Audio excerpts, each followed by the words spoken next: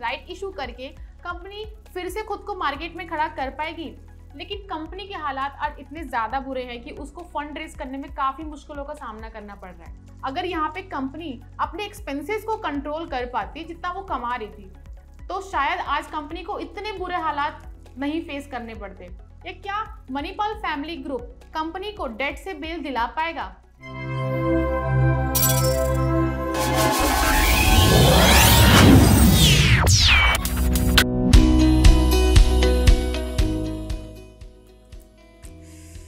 I'm having a terrible migraine। दवाई भी खत्म हो गई है। जल्दी पास वाले शॉप से जाके दवाई ले आती हूँ। भैया ये माइग्रेन की दवा दे देना। ये मेडिसिन तो आउट ऑफ स्टॉक है अभी। आसपास और कोई फार्मेसी नहीं है जहाँ पर ये दवाई मिल जाए। हाँ, एक फार्मेसी की शॉप है तो, लेकिन आपको यहाँ से जाने में 20 से 30 मिनट लग जाएंगे। यार अब इस हालत में उतनी दूर कैसे जाऊँ? आप मुझे उनका कॉन्टैक्ट नंबर दे दो ताकि मैं उनसे मेडिसिन होम डिलीवर करवा सकूँ। हाँ, नंबर तो है लेकिन वो होम डिलीवरी नहीं करते। इस हालत में उतनी दूर जाने से अच्छा है कि मैं घर जाके आराम ही कर लेती हूँ। काश ऐसा होता कि बिना फार्मेसी पे जाए ही हमारे घर मेडिसिन आ जाती। इमरजेंसी कहीं भी और किसी को भी आ सकती है। क्या आपने भी कभी ऐसी सिचुएशन फेस की है जहाँ बीमारी में आपको मेडिसिन खरीदने में दिक्कत हुई हो? सिंस द मिड 1990s हम लोगों ने ऑनलाइन सामान खरीदना और बेचना शुरू कर दिया था। फर्नीचर से लेकर टॉयज, बुक्स, क्लॉथ्स, यहाँ तक कि खाना भी हम लोग आजकल ऑनलाइन ही ऑर्डर करते हैं। But there was not a holistic solution in the field of health care, specially in tier 2 cities. हमें अपने बेसिक नीड्स के लिए भी लोकल केमिस्ट शॉप पे जाना पड़ता था, और सबसे ज़्यादा दिक्कत तो तब होती थी जब ज़रूरत की मेडिसिन वहाँ पर अवेलेबल नहीं होती थी। इसी प्रॉब्लम को एक बढ़िया अपॉर्चुनिटी की तरह यूज़ किया फार्मेसी ने। तो दोस्तों आज हम बात करेंगे फार्मेसी की राइज एंड फॉल की कहानी, कि कैसे कंपनी यूनिकॉर्न का स्टेटस हासिल करने के बाद $5.6 बिलियन की कंपनी बनती है, और ऐसा क्या हुआ जिसकी वजह से आज कंपनी अपने शेयर्स को थ्रो अवे प्राइस पर बेच रहा है। But before that I would like to thanks the sponsor of this video, prime subscription offered by the Planify. आज की डेट में प्री IPO, स्टार्टअप और प्राइवेट मार्केट्स में इन्वेस्ट करने के हमारे पास बेटर ऑप्शंस नहीं होते। On top of it unlisted में किस कंपनी का क्या फाइनेंशियल है, क्या ग्रोथ है, ये जानना और समझना तो और भी ज़्यादा मुश्किल है। Mostly investors invest with hunch that the big investors or VC have invested, so they should also invest without understanding the proper valuation or business model of the company। तो दोस्तों इसी प्रॉब्लम को समझा प्लानिफाई ने और क्रिएट किया एक ऐसा प्लेटफॉर्म जो कि डिटेल्ड रिसर्च रिपोर्ट प्रोवाइड करता है। यहाँ पर आप जीरोधा से लेकर many more popular companies like Swiggy, PharmEasy, boAt की valuation table, business model, growth prospectus और स्वॉट एनालिसिस को देख और समझ सकते हैं। इसमें peer and charts real time basis पर आते हैं। इंडिया में before Planify there is a company that is Spark Capital, जो कि रिसर्च रिपोर्ट प्रोवाइड करता था, जिसके लिए वो ईयरली 50 लाख रुपीस चार्ज करता था, जो कि एक HNI और एंजल इन्वेस्टर्स के लिए परचेज करना काफ़ी मुश्किल था। इस प्रॉब्लम को सॉल्व किया है प्लानिफाई ने। आप हमारा ये सब्सक्रिप्शन 999 रुपीज़ में ईयरली बेसिस पे इंट्रोडक्टरी ऑफर में अवेल करवा सकते हैं। प्लानिफाई ने 12 साल का भी सब्सक्रिप्शन लॉन्च किया है जो 9,999 रुपीज़ का है। तो नमस्कार दोस्तों, मेरा नाम है काजल श्रीवास्तव और मैं हूँ प्लानिफाई कैपिटल से। आज हम जानेंगे फार्मेसी की जर्नी के बारे में। दोस्तों फार्मेसी इनकॉर्पोरेट हुई 2015 में, लेकिन क्या आप जानते हैं कि इसके फाउंडर्स ने अपने काम की शुरुआत 2012 में ही कर दी थी। आइए जानते हैं कि फार्मेसी के लॉन्च होने से पहले यानी 2012 से 2015 के बीच इसके फाउंडर्स क्या काम कर रहे थे और कैसे इन 3 सालों में इन्होंने फार्मेसी का सफर तय किया। साल 2012 में डायल हेल्थ की शुरुआत हुई, जिसकी शुरुआत की सिद्धार्थ शाह, हार्दिक देदिया और हर्ष पारेख ने। ये एक ऑनलाइन फोन ऑर्डर प्लेटफॉर्म था जिसका मेन एम कंज्यूमर्स को tele consultations, diagnostic lab pickups और मेडिकल प्रोडक्ट्स की होम डिलीवरी करवाना था। इस कंपनी के मेन टारगेट ऑडियंस थे 50 to 60 प्लस एज वाले लोग, जिनका टेक्नोलॉजी में इतना ज़्यादा इन्वॉल्वमेंट नहीं होता, प्लस फ़ोन करके मेडिसिन को ऑर्डर करना इनके लिए ज़्यादा ईजी रहता है।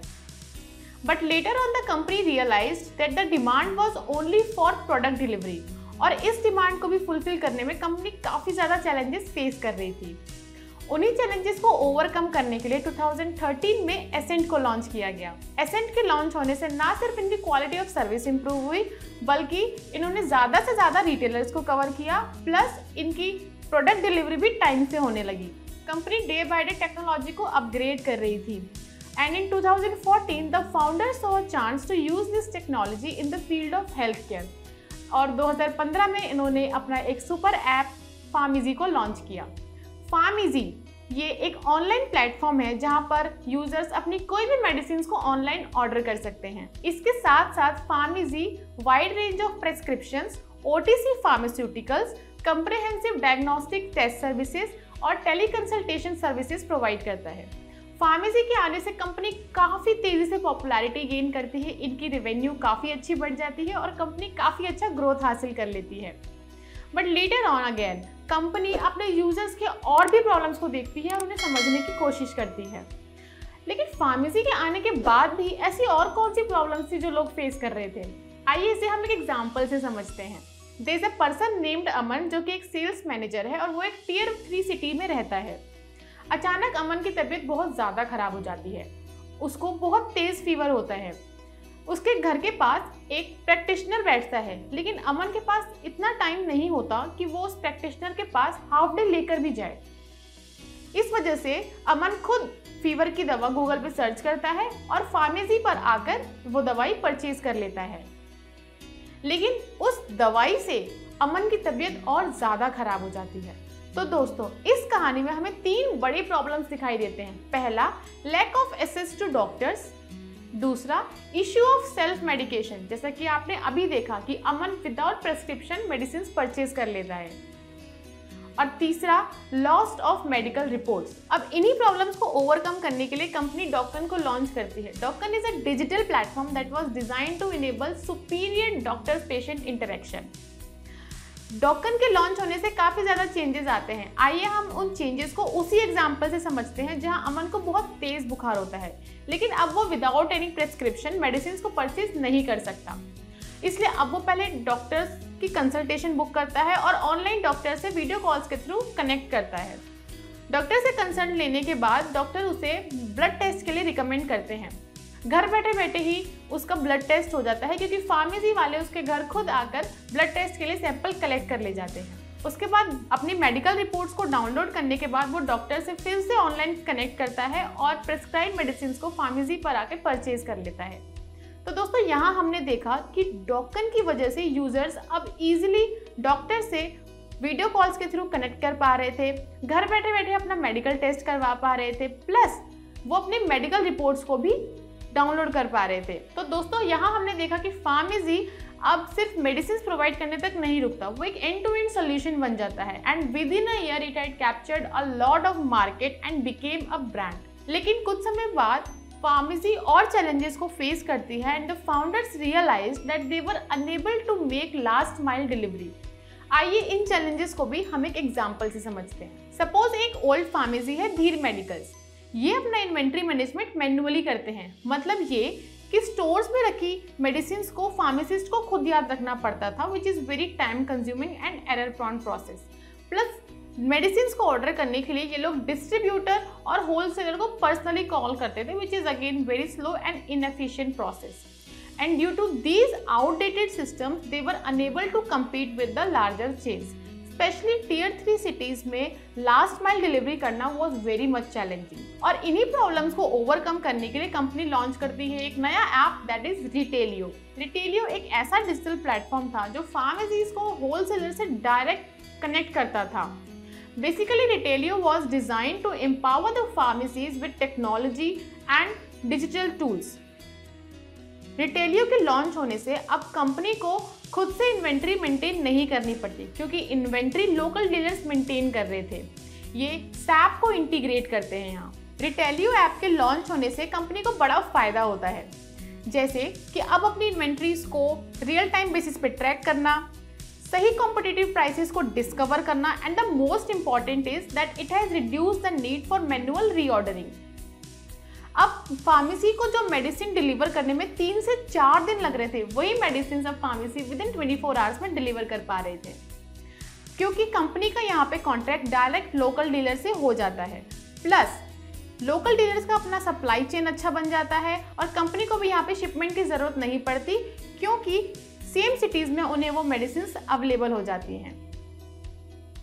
रिटेलियो के आने की वजह से कंपनी बिजनेस और ज़्यादा स्केल्ड अप कर पाती है and by December 2018 Ascent India का largest wholesaler of pharmaceutical product बन जाता है। तभी एंट्री होती है धर्मिल सेठ और धवल शाह की, जो 10,000 रुपये का पेड अप कैपिटल बनाकर एपीआई होल्डिंग्स बनाते हैं। उसके बाद इनकी मुलाकात होती है फार्मेसी के फाउंडर सिद्धार्थ, हार्दिक और हर्ष से, और ये दोनों इन्हें ये एश्योरिटी दिलाते हैं कि फार्मेसीज को फंड रेज करने में अब इनकी हेल्प एपीआई होल्डिंग करेगा, और उसकी वजह से ये एक कॉन्ट्रैक्ट में आते हैं जिसमें डायल हेल्थ, फार्मेसी, रिटेलियो, एसेंट, डॉकन बन जाते हैं एपीआई होल्डिंग्स की सब्सिडरी, और एपीआई होल्डिंग बन जाते ही इनकी पेरेंट कंपनी यहाँ काफी अच्छा ग्रो कर रही होती है। एक साल के अंदर ही अंदर फार्मेसी के 10 करोड़ से भी ज्यादा यूजर्स बन जाते हैं। साल 2020 से 2022 तक कंपनी अप्रॉक्स 8,800 करोड़ रुपए का रेवेन्यू अर्न करती है and in April 2021 pharmacy achieve the unicorn status. तो ये तो हमने देखा कि कंपनी का राइज कैसे हुआ, और कंपनी ने यूनिकॉर्न स्टेटस हासिल करने के बाद $5.6 बिलियन की कंपनी बना तो ली, लेकिन कंपनी यहाँ कंटिन्यूसली लॉस में होती है। जी हाँ, कंपनी शुरू से ही लॉस फेस कर रही होती है। वो प्रॉफिटेबिलिटी अचीव करने के लिए काफी स्ट्रगल कर रही होती है। क्यों? क्योंकि कंपनी का यहाँ पर एक्सपेंसेस उनकी अर्निंग से काफी ज्यादा होता है, क्योंकि कंपनी यहाँ ओवर एक्सपैंड कर रही होती है अपने मल्टीपल सेगमेंट्स को लॉन्च करके। स्टार्टिंग से ही कंपनी को काफी अच्छी फंडिंग मिल जाती है, लेकिन कंपनी उतना स्केलेबल बिजनेस नहीं बना पाती और अब कंपनी को आगे बढ़ने के लिए और फंड्स की जरूरत होती है। तो यहाँ एपीआई होल्डिंग्स अब वर्टिकल इंटीग्रेशन का आइडिया पिच करता है इन हाउस सॉल्यूशंस को बिल्ड करने की बजाय। मतलब ये कि करेंगे तो खुद करेंगे ताकि वो अपना प्रॉफिट मार्जिन्स को और अच्छा बना सके। Now API holding started acquiring multiple scaled company after company to enhance their capabilities and the offers in digital health care. जनवरी 2021 में कंपनी ने मेडलाइफ को एक्वायर किया, which is one of the largest e pharmacies in India. उसके बाद सितंबर 2021 में API holdings ने एक्नामेड को एक्वायर किया, which is one of the largest technology enabled suppliers of speciality medicine, pharmaceutical drugs, surgical and medical devices and other medical products to doctors and hospitals in India. During COVID-19, diagnostic and telemedicines were thriving in the market, and to capitalize on this too, API Holdings अपना सबसे बड़ा acquisition करती है सितंबर 2021 में थायरोकेयर का for ₹4,546 crore. Thyrocare is India's largest diagnostic player by test volumes, और India में ऐसा पहली बार हुआ था कि किसी अनलिस्टेड स्टार्टअप फार्मा ने किसी लिस्टेड कंपनी को एक्वायर किया था। अब कोविड के टाइम तो कंपनी काफी अच्छा ग्रोथ हासिल कर लेती है, क्योंकि कोविड के टाइम डायग्नोस्टिक सर्विसेज की काफी ज्यादा डिमांड होती है।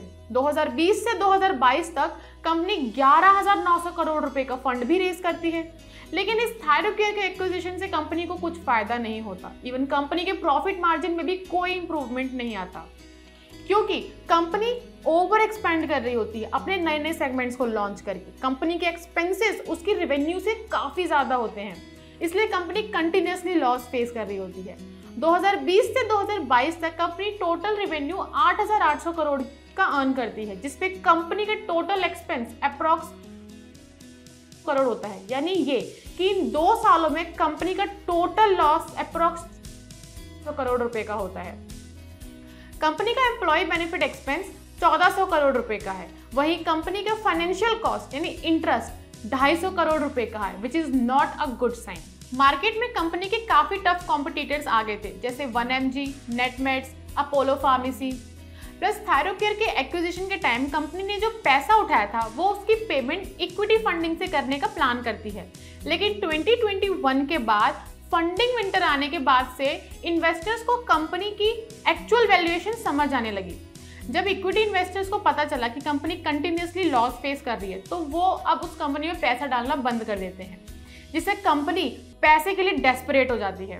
इसलिए कोविड के बाद कंपनी अपने पहले डेट की पेमेंट के लिए एक और डेट लेती है गोल्डमैन सैक्स से। तो यहाँ पे company is in dire state now. क्यों? क्योंकि company is desperate for raising fund plus at the risk of losing Thyrocare. आज कंपनी की वैल्यूएशन $600 मिलियन है, which is a significant drop from its peak valuation of $5.6 billion. According to Economic Times, Farmizi is now planning a massive ₹2,400 crore right issue at 90% discount to clear its debt।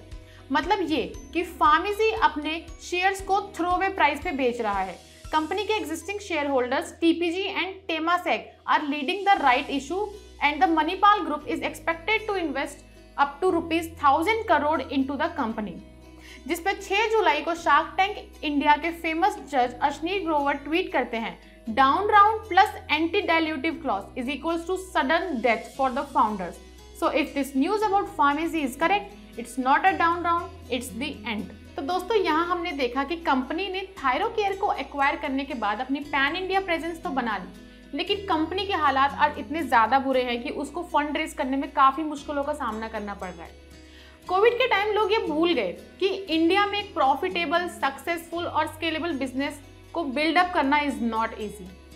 Company अपनी problems को समझने के बजाय नई नई companies को acquire कर रही थी, अपने नए नए ऐप्स को लॉन्च कर रही थी, जस्ट लाइक बायजूस, जिसने खुद को मार्केट में सस्टेन करवाने के लिए अलग अलग कंपनीज और अलग अलग अपने कॉम्पिटिटर्स को एक्वायर करना शुरू किया। वही सेम काम यहाँ पर फार्मिजी ने किया। फार्मिजी ने टोटल 11,900 करोड़ रुपए का फंड रेज किया, which is not a small amount. अगर मैं उसको एक कमरे में भी रखूँ तो वो नहीं आ पाएगा, वो इतना बड़ा अमाउंट है।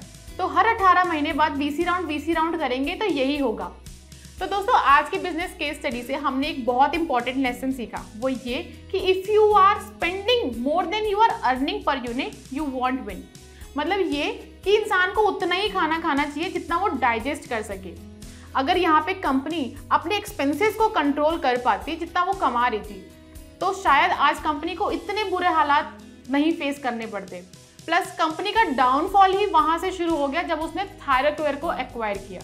दोस्तों आपको यहाँ पे एक बहुत इंटरेस्टिंग बात भी जाननी चाहिए कि टेमासेक की मणिपाल हेल्थ में 59% की स्टेक होल्डिंग है। मतलब ये कि अभी तो राइट इशू में टेमासेक और मणिपाल हेल्थ काफी अच्छा अपना मेन पार्टिसिपेशन दिखा रहे हैं, लेकिन in future there might be a chance कि ये दोनों मिलकर फार्मिजी को भी एक्वायर कर लें। तो दोस्तों ये थी हमारी फार्मिजी की राइज एंड फॉल की कहानी। अब मैं आपसे जानना चाहूंगी, आपको क्या लगता है कि राइट इशू करके कंपनी फिर से खुद को मार्केट में खड़ा कर पाएगी, या क्या मणिपाल फैमिली ग्रुप कंपनी को डेट से बेल दिला पाएगा? हमें अपने व्यूज कमेंट सेक्शन में जरूर बताएं। दोस्तों फार्मिजी की डिटेल रिसर्च रिपोर्ट प्लानिफाई के ऐप और वेबसाइट पे अवेलेबल है, जहां पर जाके आप डिटेल रिसर्च रिपोर्ट को पढ़ सकते हैं। ऐसी ही सभी यूनिकॉर्न्स की जानकारी के लिए प्लानिफाई को सब्सक्राइब करना ना भूलें। अगर आपको हमारी वीडियो पसंद आई हो, इन्फॉर्मेटिव लगी हो, तो इसे लाइक एंड शेयर जरूर करें। तब तक अपना ध्यान रखें। धन्यवाद।